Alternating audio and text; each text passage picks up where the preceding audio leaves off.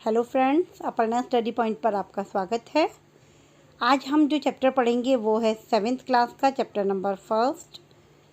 ठीक है, इसका जो आधा पार्ट था मैं वो पहले डाल चुकी हूँ, न्यूट्रिशन इन प्लांट। इसका एक पार्ट की वीडियो बना के मैं डाल चुकी हूँ और जो रिमेनिंग पार्ट था जो कि यहाँ से शुरू हो रहा है उसकी वीडियो मैं अब लेके आई हूँ।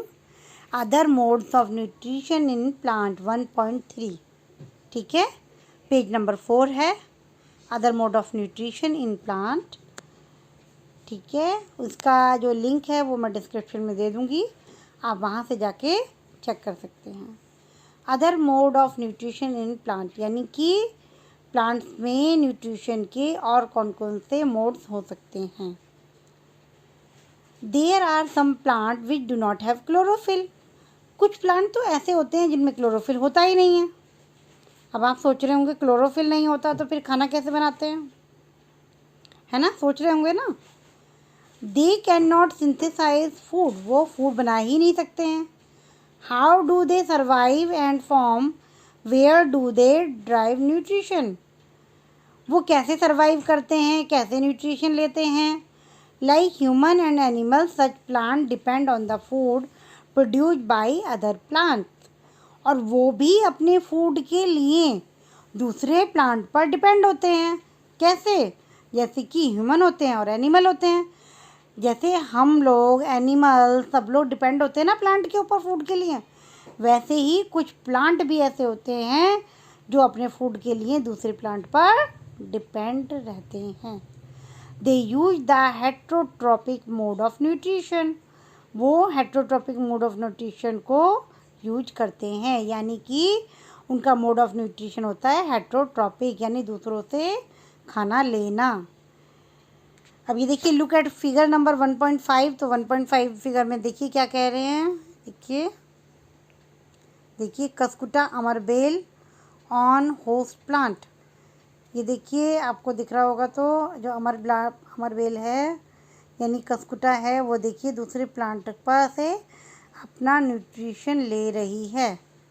ठीक है, यानी कि वो जो होती है वो दूसरे प्लांट से चिपक जाती है और अपना पूरा न्यूट्रिशन दूसरे प्लांट से लेती है। देखिए आगे पढ़ते हैं। Look at figure number 1.5। Do you see a yellow wiry branch structure twining around the stem and branches of the tree.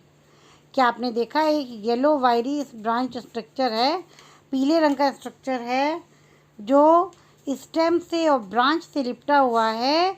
This is a plant called Cuscuta और अमरबेल। इस प्लांट को हम कस्कुटा या अमरबेल कहते हैं। It does not have chlorophyll, इसके पास क्लोरोफिल तो होता ही नहीं है। It take readymade food from the plant on which it climbing, और जिस प्लांट पर ये चढ़ती है उसी से रेडीमेड फूड ले लेती है। The plant on which it climb is called the host, और जिस पेड़ के ऊपर, जिस प्लांट के ऊपर ये चढ़ती है उसे होस्ट कहते हैं।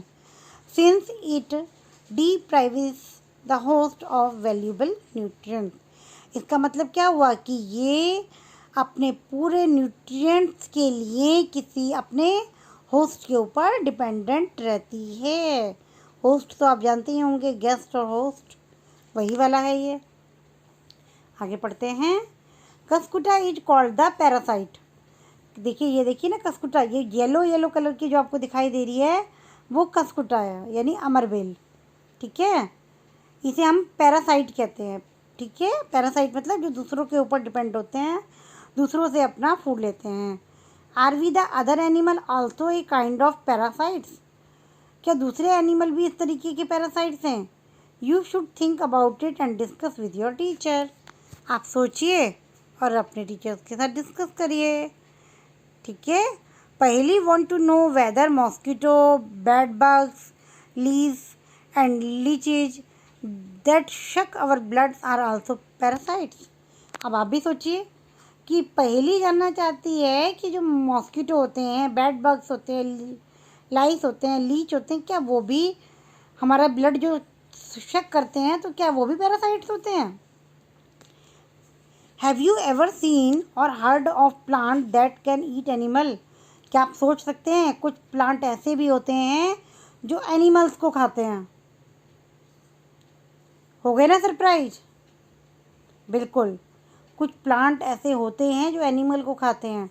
There are a few plant which can trap insect and digest them. कुछ प्लांट ऐसे होते हैं जो इंसेक्ट को पकड़ते हैं, उनको डाइजेस्ट करते हैं। Is it not amazing? क्या ये अमेजिंग नहीं है? सच प्लांट मे बी ग्रीन और ऑफ सम अदर कलर। ये प्लांट ग्रीन भी हो सकते हैं और दूसरे कलर के भी हो सकते हैं।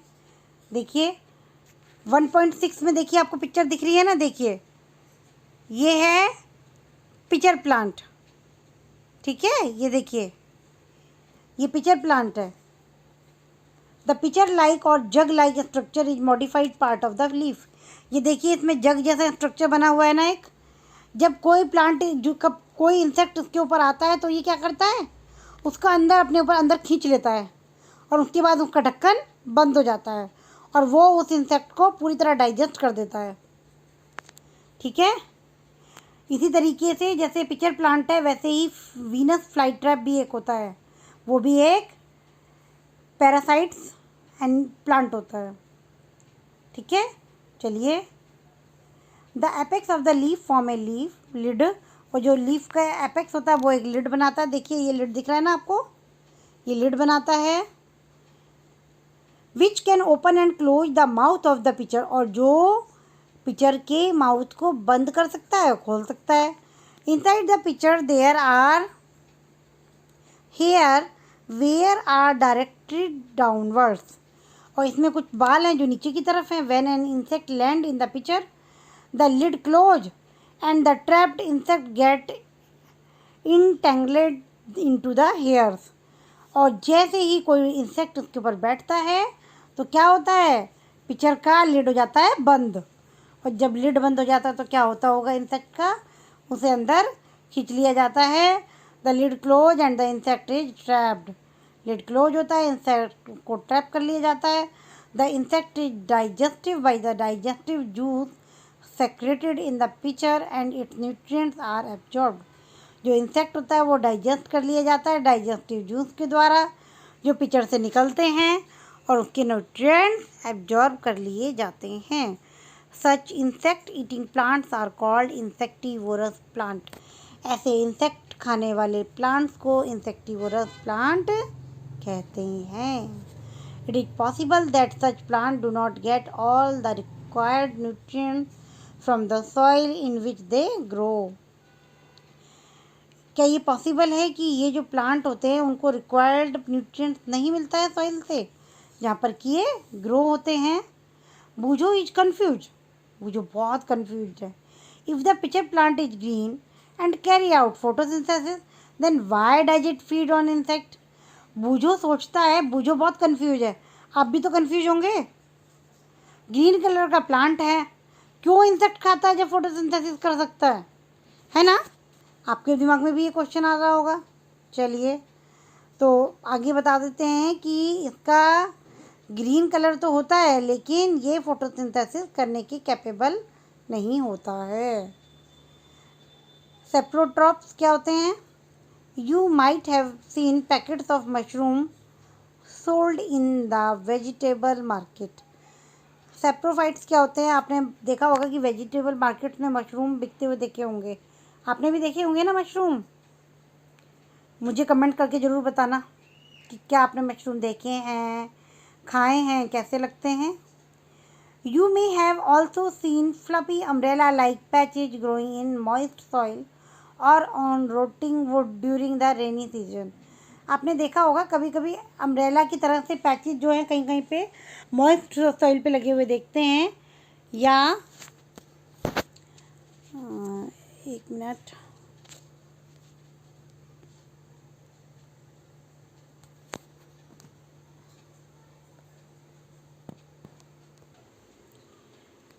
हाँ, आपने जो अम्ब्रेला लाइक स्ट्रक्चर देखे होंगे ज़मीन पे जब मॉइस्ट स्किन होती है, यानी बारिश के टाइम पे जब गीली गीली स्किन होती है तो आपने देखा होगा कुछ अम्ब्रेला लाइक पैचेज जो हैं ज़मीन पे बन जाते हैं।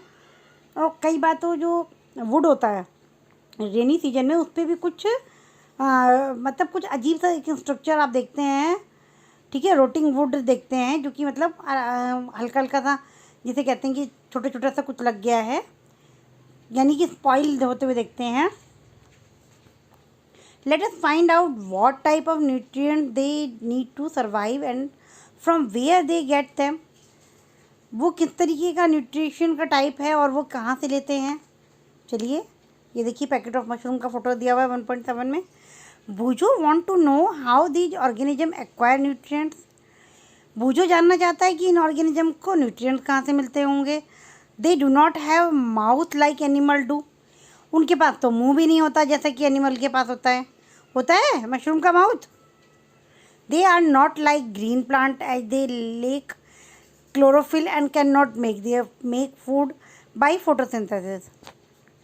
और उनके पास तो ग्रीन कलर भी नहीं होता जो अपना खाना बना लें, है ना। तो बूजो तो इस बारे में सोच रहा है, वो जानना चाहता है। तो अब देखते हैं 1.2 में एक एक्टिविटी करते हैं। Take a piece of bread. एक ब्रेड का पीस लो and moisten it with water. इसे पानी से मॉइस्ट कर लो, ठीक है, गीला कर लो हल्का सा। Leave it in a moist warm place. आपको क्या करना है, एक जो मॉइस्ट जगह हो आपकी, जहाँ पे ज़्यादा थोड़ा सीलन टाइप जगह हो, वहाँ पे थोड़ी गर्मी हो, वहाँ पर उसको 2-3 दिन के लिए रख दीजिए। Until floppy patches appear on them. आप देखेंगे कि 1-2 दिन में ही वहाँ पे 2-3 दिन में उसके ऊपर फ्लपी पैचेज आपको दिखाई देंगे, ये जो ग्रीन और येलो कलर के होते हैं। What is the colour of these patches. इनका कलर क्या होता है। Observe the patches under a microscope. और आपको क्या करना है, और ए मैग्नीफाइंग ग्लास।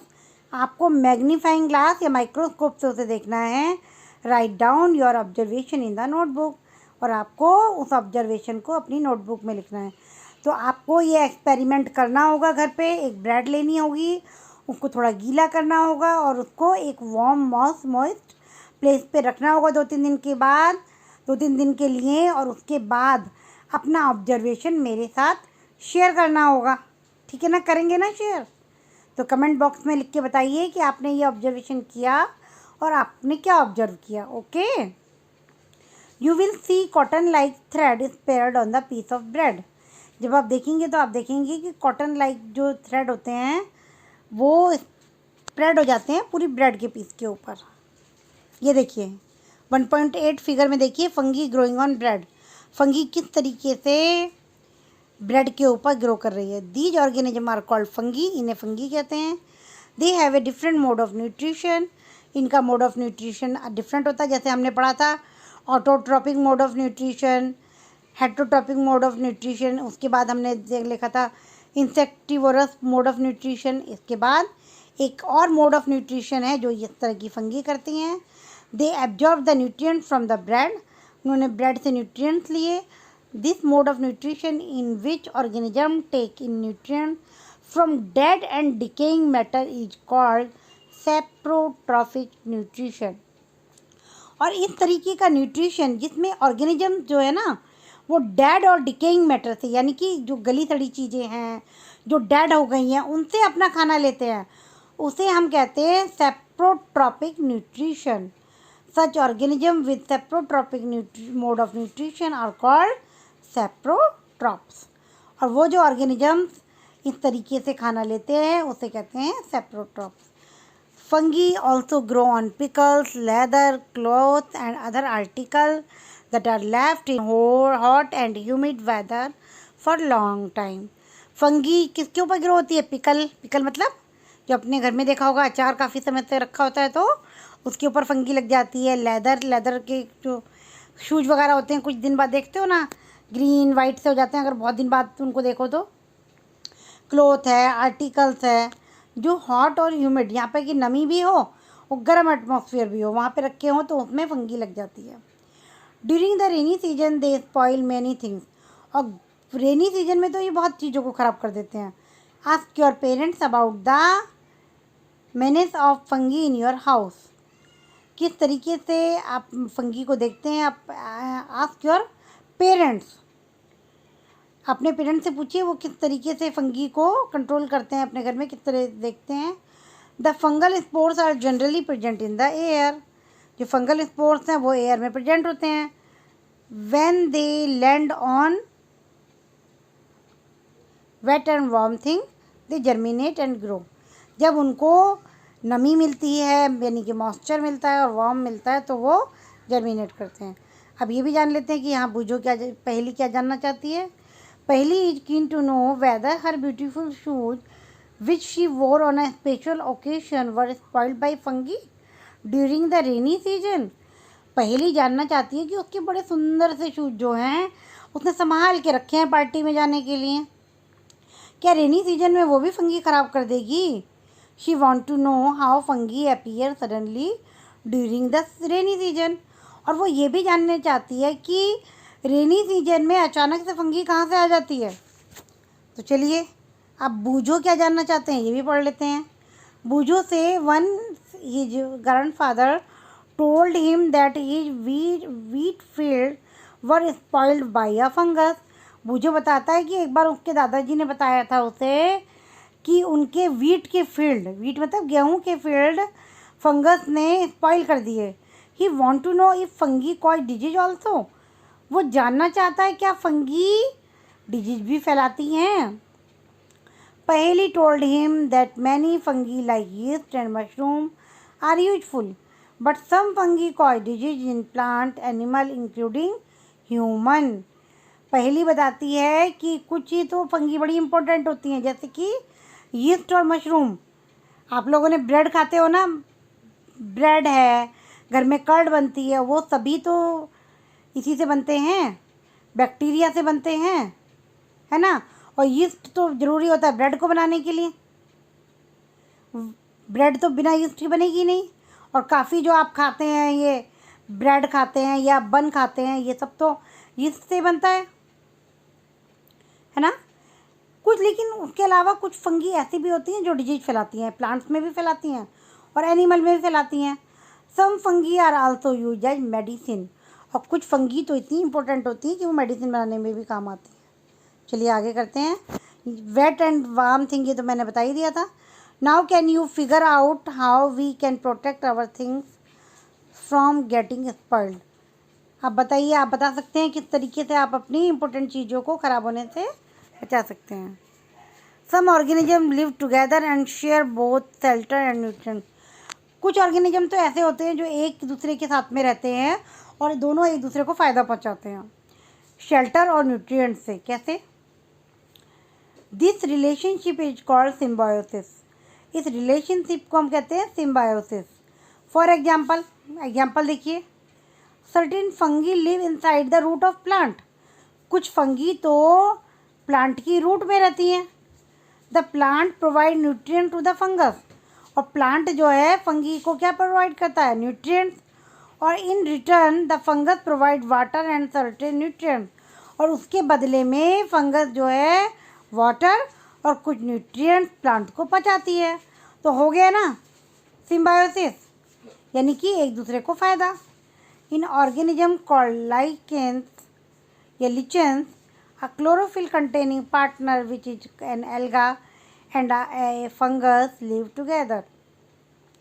जो लाइकेन यानी लिचेंस होते हैं उनमें क्लोरोफिल कंटेनिंग पार्टनर होते हैं वो, यानी कि जो एल्गा होता है वो फूड पहुंचाता है फंगी को, और जो फंगी होती है वो वाटर और न्यूट्रिएंट्स पहुंचाती है एल्गी को, है ना। और उसको शेल्टर भी देती है, फंगी को शेल्टर भी देती है, ठीक है। तो the fungus provide shelter water and mineral to the alga. तो फंगस जो है उसको शेल्टर देती है, वाटर देती है और मिनरल देती है। In return the alga prepare and provide food to the fungus. जो एल्गा है वो प्लांट को फूड प्रोवाइड करता है। चलिए आगे पढ़ लेते हैं। How nutrients are replenished in the soil.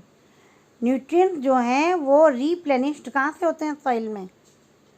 मतलब कि रीप्लेनिश्ड का मतलब फिर से कहाँ से मिल जाते हैं सॉइल को? जब प्लांट लगातार लेते रहते हैं तो फिर से कहाँ से मिलते हैं? Have you seen farmer spreading manure और फर्टिलाइजर इन द फील्ड और gardener using them in lawn और इन पॉट्स। क्या आपने देखा है कि फार्मर्स जो हैं वो मैनर और फर्टिलाइजर्स को, मैन्योर और फर्टिलाइजर्स को फील्ड में डालते हैं, और गार्डनर जो होते हैं वो लॉन में डालते हैं, लॉनों में डालते हैं, पॉट्स में डालते हैं। Do you know why this is done? क्या आप बता सकते हैं ये ऐसा क्यों करते हैं? You learn that plant absorb mineral and nutrients from the soil. आपने पढ़ा था ना अभी, क्या पढ़ा था कि मिनरल और न्यूट्रिएंट्स जो हैं प्लांट सॉइल से लेते हैं। So their amount in the soil keep on declining. इस तरीके से जो अमाउंट होता है सॉइल में इन न्यूट्रिएंट्स का वो लगातार कम होता रहता है। Fertiliser and manures containing nutrients such as nitrogen, potassium, phosphorus etcetera. जो फर्टिलाइजर होते हैं या मैन्योर होते हैं उनमें न्यूट्रिएंट्स होते हैं कौन कौन से? नाइट्रोजन, पोटेशियम और फास्फोरस। और ये तो मैंने आपको पहले भी बताया था। These nutrients need to be added from time to time to enrich the soil। और सॉइल को इनरिच बनाने की, यानी कि ये न्यूट्रिएंट्स जो कि प्लांट को ज़रूरी होते हैं ये सॉइल के पास रहें, इसीलिए टाइम टू टाइम ये न्यूट्रिएंट्स सॉइल में ऐड किए जाते हैं। We can grow plant and keep them healthy. हम प्लांट्स को ग्रो कर सकते हैं और उनको हेल्दी रख सकते हैं if we can fulfil the nutrients requirement of the plant. जिस तरीके से हम अपनी रिक्वायरमेंट को पूरा करते हैं उसी तरीके से प्लांट की रिक्वायरमेंट को भी हम पूरा कर सकते हैं यदि हम न्यूट्रिएंट से उन्हें फुलफिल रखें। यानी कि अगर हम चाहते हैं कि प्लांट हमें अच्छी अच्छी क्रॉप दें तो उनको न्यूट्रिएंट डालते रहिए टाइम टाइम पर, यानी कि उनको फर्टिलाइज़र और मैन्योर टाइम टाइम पर डालते रहना चाहिए। Usually crop plant absorb a lot of nitrogen and the soil become deficient in nitrogen। जो क्रॉप प्लांट होते हैं ना वो बहुत ज़्यादा नाइट्रोजन लेते हैं सॉइल से, इस तरीके से नाइट्रोजन की डेफिशिएंसी हो जाती है सॉइल में। यू लर्न दैट दो nitrogen gas is available in the plenty in the air, plant can not use it in the manner they can use carbon dioxide.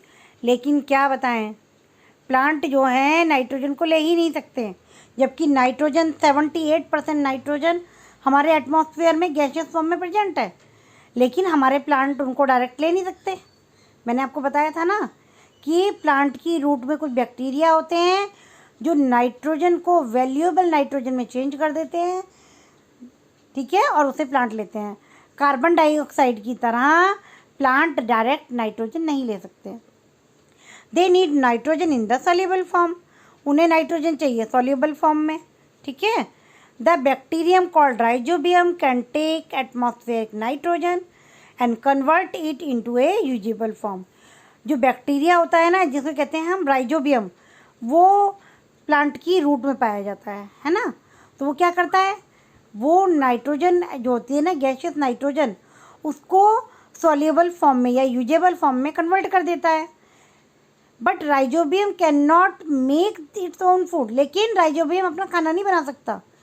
So it often live in the root of gram, pea, moong, beans and अगर other leguminous and provide them with nitrogen. इस तरीके से वो ग्राम है, P है, मूंग है, beans है और दूसरी जो लेग्यूमिनस जो वो है मतलब लेग्यूमिन्स हैं जितने भी उसमें रहता है और उनको नाइट्रोजन प्रोवाइड करता है। In return the plant provide food and shelter to the bacteria, और उसके बदले में प्लांट जो है उसको शेल्टर देते हैं और फूड देते हैं। दे दस हैव ए सिम्बायोटिक रिलेशनशिप, इस तरीके से इनकी सिम्बायोटिक रिलेशनशिप चलती है। This association of a great significance for the farmers, और ये जो इनका एसोसिएशन होता है यानी कि जो इनका सिम्बायोसिस होता है ये फार्मर्स के लिए बहुत बहुत बहुत इम्पोर्टेंट होता है। They can reduce the use of nitrogenous fertiliser where leguminous plant are grown. जहाँ पर लेग्यूमिनस प्लांट ग्रोन किए जाते हैं वहाँ पर नाइट्रोजन का जो मैन्योर और फर्टिलाइज़र के रूप में फार्मर को डालना पड़ता है, वहाँ पे वो नीड बहुत कम हो जाती है क्योंकि प्लांट को नेचुरली ये नाइट्रोजन मिल रहा है। Most of the pulses are obtained from leguminous plant, बहुत सारी पल्सेस जो होती हैं वो ऑब्टेन्ड की जाती हैं लेग्यूमिनस प्लांट से। In this chapter you learn that most of the plant are autotrophs. आपने इस चैप्टर में पढ़ा कि बहुत सारे प्लांट ऑटोट्रॉप्स होते हैं यानी कि अपना खाना खुद बनाते हैं। Only a few plant are parasites और सैप्रोफिटिक, सेप्रोट्रॉपिक यानी बहुत कम प्लांट होते हैं जो पैरासिटिक होते हैं, और सेप्रोट्रॉपिक होते हैं। They drive nutrients from other organism, वो अपना खाना दूसरे ऑर्गेनिज्म से लेते हैं। जैसे कि आपने पढ़ा कि कंसकुटा है, वो अपना खाना प्लांट से लेती है जो कि एक पैरासाइट्स है, और जो मशरूम्स है वो सेप्रोफिटिक है क्योंकि वो डेड और डिकेइंग एनिमल पे डेड और डिकेइंग फील्ड पर पैदा होता है। All animal are categorised as heterotrophs since they depend on plant and other animal for food. और सारे के सारे एनिमल जो होते हैं वो हेटेरोट्रॉप्स होते हैं क्योंकि वो अपने फूड के लिए प्लांट पर डिपेंड होते हैं। Can we say that the insectivorous plant are partial heterotrophs? क्या आप कह सकते हैं कि जो इंसेक्टिवोरस प्लांट हैं वो पार्शियली हेटेरोट्रॉप्स हैं? बिल्कुल हम कह सकते हैं क्योंकि वो अपने खाने के लिए इंसेक्ट पर डिपेंड करते हैं, है ना। वो अपना खाना खुद तो बना नहीं रहे, तो हम कह सकते हैं कि वो पार्शियली हेटेरोट्रॉप्स हैं। ठीक है, आई होप आपको ये चैप्टर समझ आया होगा। चलिए कीवर्ड को देख लेते हैं। Autotrophic, chlorophyll, heterotrophs, host, insectivorous, nutrients, nutrition, parasites, photosynthesis, saprotrophs, saprotrophic, stomata. अगर आप चाहेंगे तो इसकी एक्सरसाइज भी मैं एक PDF बना के डाल दूँगी, तो मुझे कमेंट करके बता दीजिएगा कि आपको एक्सरसाइज भी चाहिए। Thank you for watching my video.